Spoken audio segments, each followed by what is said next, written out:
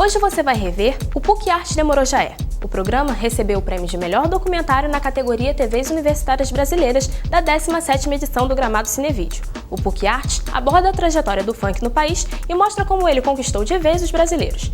Em 10 anos de existência, este é o 5º prêmio da PUC Rio e o 3º conquistado em Gramado. Neste ano, o Gramado Cinevídeo 2009 recebeu 1.100 trabalhos de 11 estados.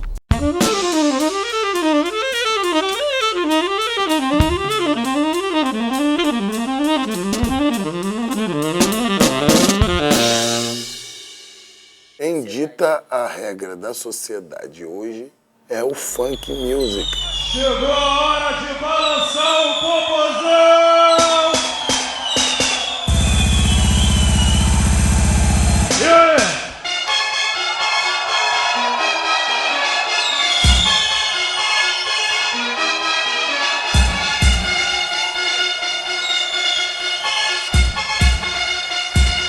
Vamos sacudir!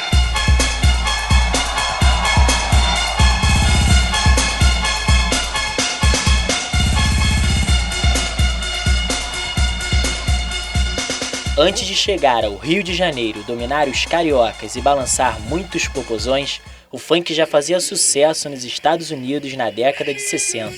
James Brown seduzia os blacks com uma música cheia de swing.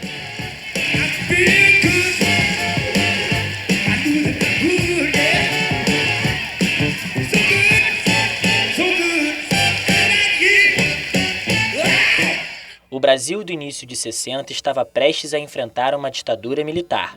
De biquíni e à beira da praia, a Zona Sul carioca curtia o som arrojado da bossa nova. Do outro lado da cidade, de frente para a linha do trem, bailes do subúrbio que se agitavam com o rock de Elvis Presley, aos poucos foram dominados pelo funk. Essa música começa a chegar basicamente de discos que eram buscados no exterior ou de sobras de outros discotecários que recebiam do exterior. O funk chegou ao Brasil no início da década de 70. No Canecão, tradicional casa de shows da Zona Sul carioca, aconteciam os bailes da pesada, comandados pelos DJs Big Boy e Ademir Lemos. Mas foi no subúrbio que o ritmo de James Brown estourou. Daí quando você chega em 1976, você tem assim, incontáveis equipes de som no subúrbio do Rio de Janeiro, tocando aquela produção da música pop negra americana. É Black Power, é Soul Grand Prix e Uma Mente Numa Boa, entre outras equipes, né? E aí veio a Furacão 2000. Em 1974, Rômulo Costa trouxe de Petrópolis uma equipe de som que cabia em 2 combis e tocava heavy metal, a Furacão 2000. Um início bem diferente da grandiosidade dos bailes atuais. Eu sou furacão gigante, cruel, feroz comilão, maior que um grande elefante, pior que um bicho-papão.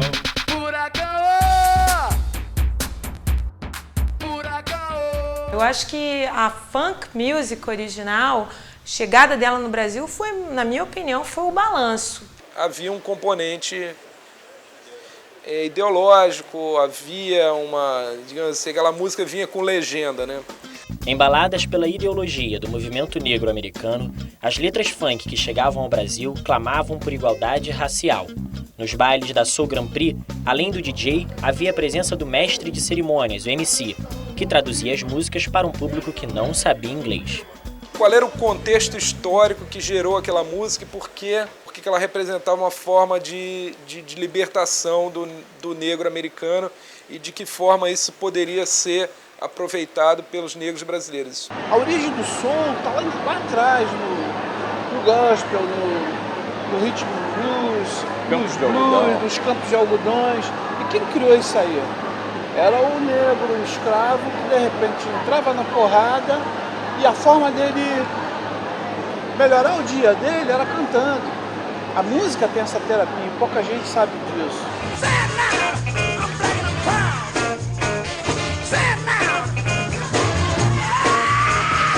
O som representou pra gente uma união, um descobrimento, uma valorização, aquele papo do eu sou negro, sou lindo, sou feliz.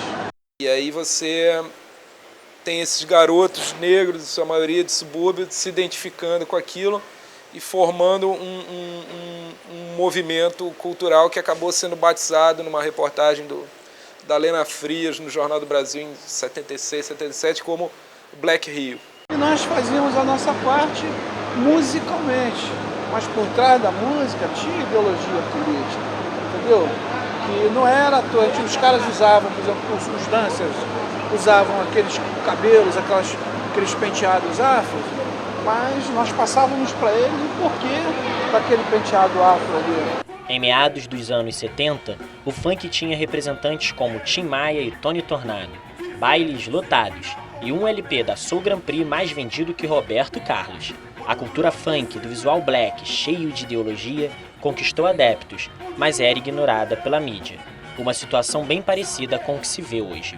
É muito difícil, né, as pessoas se verem, o brasileiro branco e tal, se vê dentro dessa porção preta, pobre, favelada, como uma expressão da cultura, da música, do que é que for.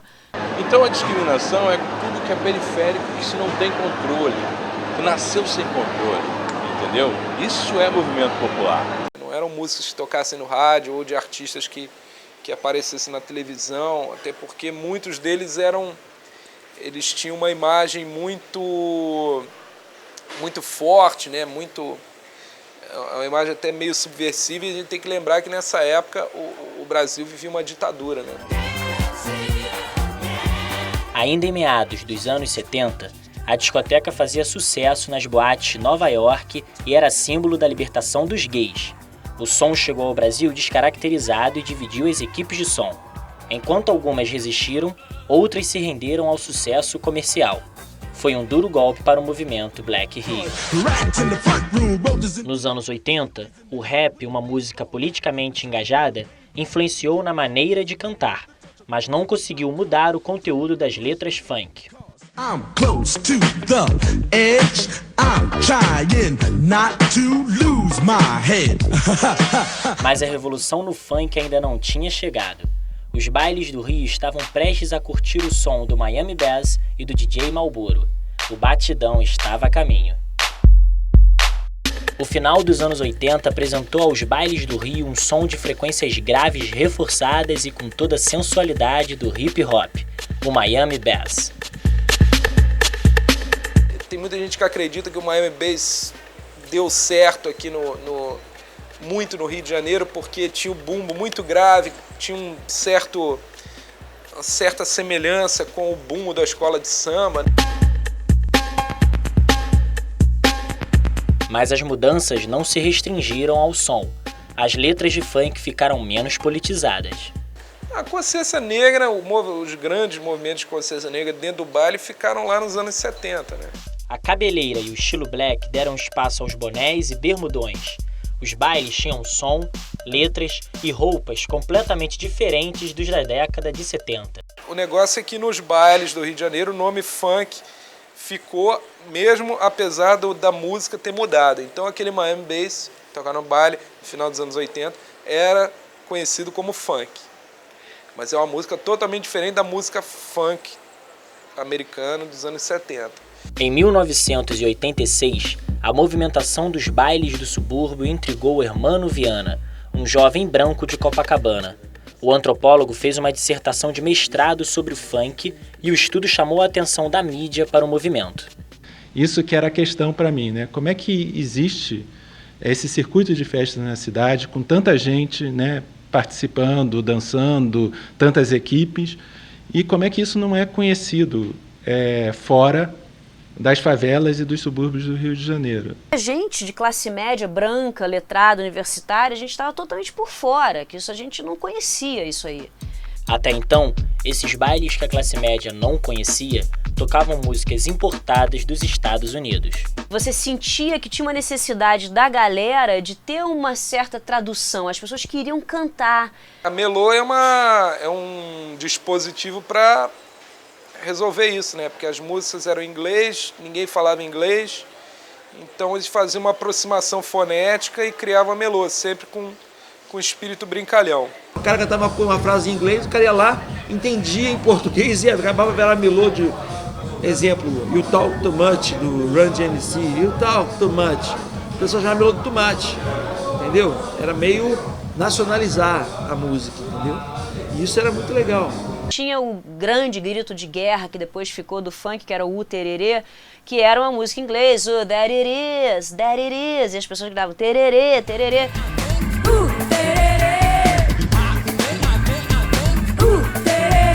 No meu programa de rádio eu já promovia isso.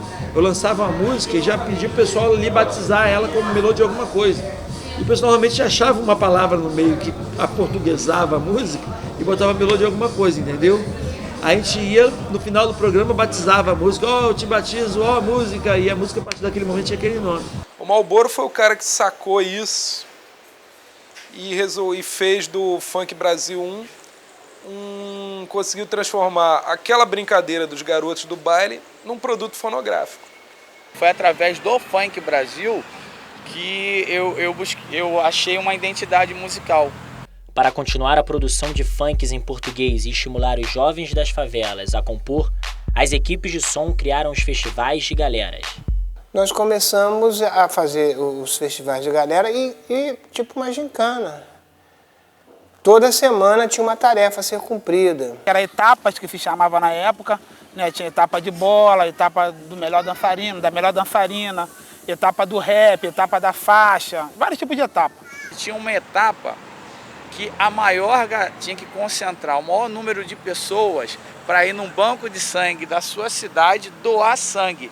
E a maior quantidade de sangue seria o vencedor daquela etapa. Quem tirasse primeiro lugar nos festivais tinha o direito não de só suas músicas ser executadas nas rádios e também de ganhar um prêmio, né, em dinheiro. Ganhamos 9 concursos de rap, entendeu? Isso aí foi motivando a gente, a cada concurso que a gente participava, fez com que a gente sentisse mais interesse de estar dentro do movimento funk. Os concursos fizeram muito sucesso no início dos anos 90. Novos MCs surgiram e funks em português eram produzidos a todo instante nas favelas cariocas. Mas o Festival de Galeras colocou comunidades umas contra as outras.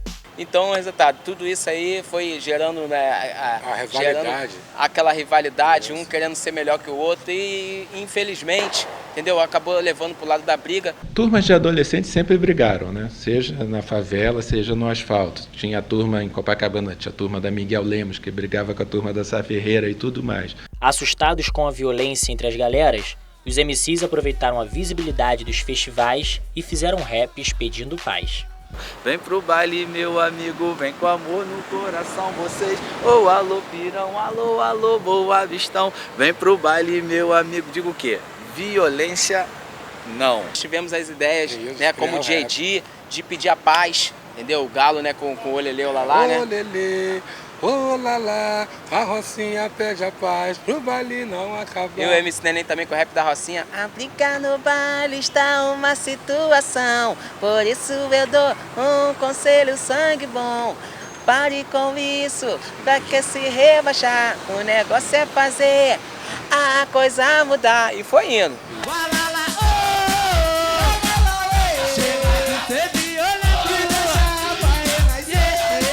Foi através desse movimento também que a gente fez com que as brigas no baile, né, diminuíssem, acabassem totalmente. Acabou. Mas os confrontos estavam longe de acabar.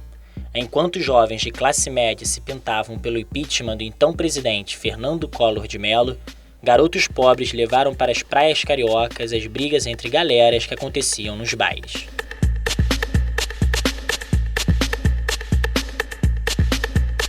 Banhistas desesperados corriam de um lado para o outro sem saber o que acontecia. Retrato nada comum de um dia de sol e praia lotada na Zona Sul carioca. Os Arrastões de 92. Por que ligar o funk ao arrastão? Porque o funk, em determinado momento, virou um bode expiatório para as pessoas descarregarem o preconceito. Não consigo pensar assim numa orquestração, principalmente na época, né? Uma orquestração para você minar o funk. Acho que foi mais uma questão de quem era qual era a parte mais fraca da corda, né? E ali era o funk, e aí as coisas acabaram associadas, houve uma histeria e tal, e que é uma coisa que o funk carrega até hoje. Na verdade, aquilo era um embate de duas galeras que se rivalizavam. no cotidiano, no dia a dia, não podiam pegar ônibus para passar na mesma região, se enfrentavam no baile, se enfrentavam na praia, se enfrentavam no shopping, se enfrentavam na rua. Os funkeiros ficaram identificados com a desordem urbana depois dos arrastões de 92. Em consequência, muitos bailes foram proibidos. Malboro me ligando falou, fechou mais esse baile. O Romo ligado falou, fechou mais esse baile. Agora tá terrível, o neguinho tá entrando e pegando as caixas de som e levando, apreendendo o material dos DJs, apreendendo os toca-discos, apreendendo as coisas, entendeu? Os bailes, para existir, tiveram que acontecer cada vez mais escondidos dentro dos morros. Justamente no momento em que os morros estavam sendo dominados pelos novos comandos. O que começou a acontecer? Uma nova fase chamada proibidão. Por que era proibidão? O baile tocava, o MC queria cantar. A única forma que ele podia cantar era no morro. Ele tinha que cantar no morro aquilo que tivesse identidade com ele. O que ele tinha que fazer? Uma apologia. Era apologia para quem está de fora, mas para quem está ali dentro era a realidade. Os bailes só podiam acontecer dentro das favelas porque os comandos permitiam. Então, eu acho que foi um processo, assim, o poder público atuou no sentido de entregar realmente o ouro cultural que estava sendo produzido na cidade daquela época para os bandidos. O funk jamais deixou de evoluir na favela, que não cantava só o chamado proibidão. Em 95, a multiplicação dos funks conscientes levou o movimento das comunidades para os programas de televisão. A Xuxa, quando abriu aquele espaço para o programa dela e começou a inserir funk, e ela começou a falar, eu sou funkeira, eu sou funkeira. Aí eu sou, a Xuxa é funkeira, então eu também sou funkeira. Eu só quero ser feliz, andar tranquilamente na favela onde eu nasci. E poder me orgulhar e ter a consciência que pobre tem seu lugar. Hoje em dia, por exemplo, um rap da felicidade é praticamente um hino informal da cidade do Rio de Janeiro. Aí você pega o Júlio Leonardo, o rap das armas, né? Ele sobrevive por quê? Porque o que está dito ali, em 1995, vale para o Rio de 2007. Vem pistola Glock, AHK, vem a Intratec, granada pra detonar. Eu disse vem a caça Android e a famosa escopeta, vem a pistola Magna, ouro e a bereta. Eu fiz aquilo ali só para mostrar, só pra galera passar a pensar na quantidade, né? A quantidade do arsenal que nós temos, não só em uma favela, mas em 70% das favelas do Rio de Janeiro naquela época. Qualquer criança conhecia aquelas armas todas ali. Diga não à violência e deixe a página. Paira pa pa pa pa pa pa pa pa pa. Paira pa pa pa pa pa pa pa pa pa. Paira pa paira pa paira claque bum. Aí aparecia um Claudinho Bochecha, do Salgueiro, funk melody, muito mais digerível pela classe média, quero te encontrar, não sei o que lá, só love. Os jovens da classe média foram seduzidos por aquele movimento e com os bailes proibidos no asfalto, subiram o morro para curtir o funk. Nessa época cheguei aí num baile mesmo, funk, né? No Chapéu Mangueira, que na época era também o auge do baile do Chapéu Mangueira, e aí fui com as minhas amigas. Foi o primeiro contato efetivo mesmo que eu tive com funk. E eu adorava, achava aquilo o máximo, aquilo me encantava, né? A gente gravou agora com a Fernanda Abreu uma letra que a gente fala sobre isso, né? Hoje o seu filho sobe na favela ao som do funk, tu não se espante.